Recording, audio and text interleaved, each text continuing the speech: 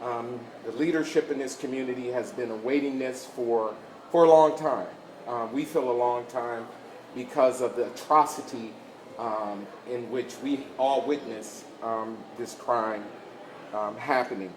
So I want to thank, first of all, Commissioner Robert Womack and his team who's standing here with us for his testicular fortitude to highlight this on a national level in the NAACP National Office and our Michigan State Conference President, President Yvonne White. Also, I want to thank Kent County Prosecutor Chris Becker. We had asked, we were very public with that, for him to recuse himself because we had some legitimate concerns. And I'm just thankful that his opinion today, we feel, is appropriate. And so I want to thank him for his due diligence in his strategy in making sure that this case was looked at appropriately and effectively. But more importantly, I want to thank the Lyoya family for their patience in their time of grief in this horrific situation. And so one of the things that I want to make loud and clear is that we stand in solidarity with Patrick's family in asking for peaceful demonstrations and protests. That's what the family has asked for since the very beginning of this. And we stand still in solidarity with them, because one of the things I will say is that I always tell people we will never win the war on the streets. So we have to break systemic systems down and institutions down from a policy level. And so I want to send that out to all of the protesters. We will never win the war on the street. It's fine to protest, but it has to be peaceful, it has to be strategic. And at the end of the day, we have to make systemic changes. We have here today with us Elisa Nehemiah, also Honesty Hodges' grandmother. And I want to thank her for joining us. You all are very familiar with Honesty's case, and that's an ongoing case, and we're still supporting the family with respect to this systemic harassment and brutality from the Grand Rapids Police Department. So we are happy with the decision to indict Officer Christopher Schurr for the unjustified murder of Patrick Lyoya. There have been too many incidents where Black and brown lives have been lost at the hands of law enforcement, whose number one priority should be to protect and serve all citizens. Although this is a step in the right direction, we hope that all involved in this next phase will be unbiased, and ultimately Officer Christopher Schurr will be convicted for his heinous actions. We will continue to work with our local elected officials and city leadership to ensure the proper reforms are put in place and effectively implemented to prevent more tragedies like this from happening or taking place. This has been a historical, in terms of GRPD, and not just GRPD, I think law enforcement agencies across the country, of harassment and over-policing of Black and brown residents in cities across this country.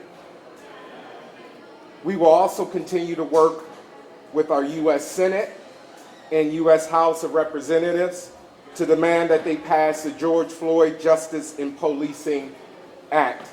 I also want to acknowledge our Youth Council President, President Javon Fields, for standing up here with us, and all of our youth activists has been on the ground, and that has been digitally making sure that this story stays alive.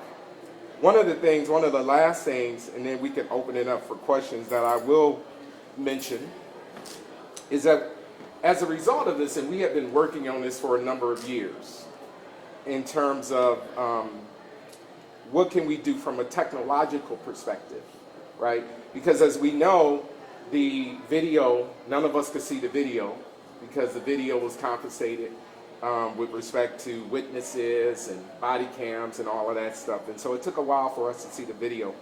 So we have been thinking about, from a technology perspective, what can we do to address that? So I want to say today that we will be launching a technological tool that will help individuals address a number of rights, not just from law enforcement, but a number of rights across the board. It will be essentially a hub of sorts, an online hub that will track all of these injustices and help with the integrity of evidence, because it's a wrap. It's a wrap. So I'll open it up for questions. How confident are you that they will be able to get a guilty verdict here if this case is held here in Kent County? Because we just asked the prosecutor, is he thinking about moving this case? And he said, no, it's going to stay right here in Kent County. Well, that's one of the things. That's an excellent question. That's one of our concerns. And we'll be looking into that in terms of, can we get this case moved to a different venue? I actually think it probably should be. But I also think there has been a historical issue with a fair and representative jury of your peers. So that's going to be very critical in this case. And so we will be researching that and trying to understand what needs to happen from that perspective. Because as I said earlier, it's about conviction, right?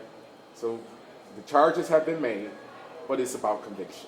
And these charges, what message does that send to the black community to see that an officer, a white officer that shot an unarmed black man, was charged with second-degree murder? What message does that send to the black community? It sends a loud message. It sends I mean, let's be honest. We, historically, we hosted, and Honesty's grandmother was here at the hearings that we hosted with the Michigan Department of Civil Rights, I believe in 2019, where we had almost 900 folks come out over a 9-hour period and talk about in-depthly the injustices that have been measured on community by the Grand Rapids Police Department. So we know that, right? So we know that. So I think this is a step in the right direction.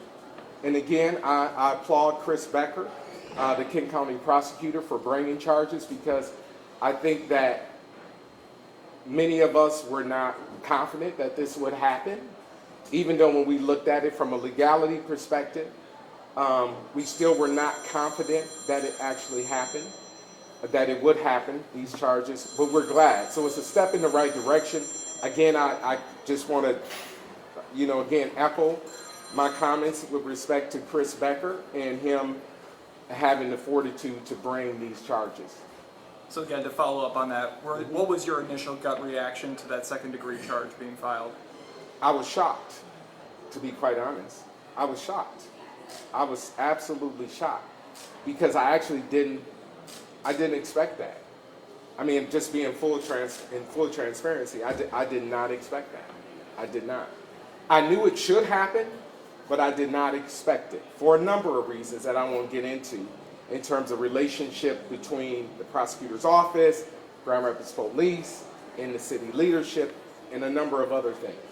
So I really, but again, we're thankful for Chris having that fortitude to bring the charges that we feel comfortable with. And so now we'll have to continue to fight in the courts. Do you plan on still talking with Becker? Because I remember that day when you did a press conference outside of his office asking him to recuse himself, to step aside from this case. Are you going to still talk with him? Absolutely. Chris and I have a great relationship. We've worked on a number of things, and we partner on a number of initiatives. And I think on a number of things we see eye to eye. And so, of course, I'm going to talk to him. I'm going to talk to him about his decision, and in full disclosure, I have not contacted him because today has been busy. But moving forward, we absolutely will be talking with him. Did you? Because I know he had said he had spoken to people outside of his office on what they should do. After that day of that press conference outside his office, did you talk to him again? I did not. Okay. I did not. Actually, I did not. We did not have any further conversation. Because at the end of the day, there was nothing else to talk about, really. So I respect Chris. I respect his legal acumen, and so we had the conversation a couple times about him recusing himself, and he made it very clear to us that he was not going to do that. And so we allowed, and we were very patient with the process, and we're here today with this decision. Do you feel there should have been additional charges? In the prosecutor's press conference, he said that he couldn't bring a felony firearm charge, citing a previous Michigan Supreme Court case that prevented him from doing so. Mm-hmm. Well, you know, our legal counsel actually is not here. He's stuck in traffic coming from Chicago. So I'm not going to get into the additional charges, but that's something that we will be, I'm sure, in the coming days we'll be having a conversation with Mr. Becker about as well. You said you were shocked about the charges. Aside from that initial reaction, do you feel like second-degree murder brings justice to this case? I think it does from a legality perspective, because I knew that we couldn't do first degree. And so I think second degree is a good place. It is. I think it is. It's not manslaughter. So I think we looked at all of the legal elements in terms of first, second, third, manslaughter, and all of those things. So I think second degree. That's why I said I was shocked, because there's precedence also, and most of you probably know, at the U.S. Supreme Court level, that speaks to a clear and present danger. And so that was one of the things that we were looking at as well, in that his opinion could actually be based on that Supreme Court law. But again, I think we are happy. We are pleased with Mr. Becker's decision or his opinion. And again, I just want to say this. Now the fight really begins, because it's a fight in the courts. It's a fight in the courts. And so we will be fighting in the court system to hopefully ensure that there is ultimately a conviction. That's what it is. That's what President Obama said when he looked at policing and reformation across the country. One of the areas that he identified that totally needs to be reformed is the court system. So that's where our fight is now, and we're going to again stand by the family, and stand by all of these families. You know, Honesty's Hodges family is still fighting for justice over an alleged mistaken identity of Honesty, 11-year-old, I believe at the time, for a 40-year-old white female. So one of the things that we will be doing as we move forward, our next step will be, and we already have drafted, our legal counsel has drafted the letter. We'll be sending that off tomorrow to Kristen Clark and Vanita Gupta at the U.S. Department of Justice, asking for a full pattern and practice investigation into the Grand Rapids Police Department. And so that's what we will be doing. We have met with U.S. Representative Brenda Lawrence with respect to that. We met with the U.S. Attorney for the Western District, Attorney Todd, with respect to that. We met with the Dana Nessel. And so that's what one of our next steps will be. Two more questions. Speaking about next step, I know you said you stand firm with the family on peaceful protest. There's a planned protest in front of GRPD tonight. Do any of you plan on being out there tonight as well? I'm sure. I mean, you know, we represent 60,000 plus members in King County. So I'm sure there will be NAACP members out there. Do you plan on being out there? I don't plan on being out there because we got a number of other issues that we need to, next steps that we need to address immediately.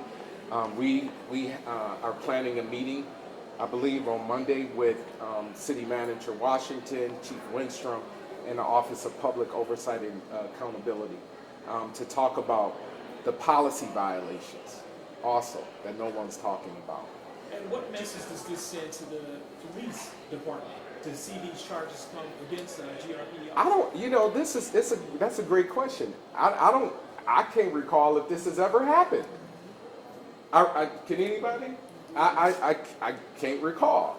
And so I think this sends a strong message. It does. It sends, I hope that it sends a strong message that ultimately your job is to protect and serve. And let me be clear on this point as well. When I talked about this, it's a act. It's a rights act. One of the things that we fully understand is that goes both ways. So as civilians, we have to respect law enforcement and their rights. And law enforcement has to respect the rights of civilians. It goes both ways. Because at the end of the day, we're all trying to go home. That's it. So I think this will send it will send a loud message. I think it has sent, and we'll see. Like I said right now, and I'll speak to the protesters and all of us who are protesting. Our fight is in the courts now. Do you expect the officer to be fired today? I thought he was already. I thought he was fired today, and I thought that he had been transported to the King County Jail. Is my understanding.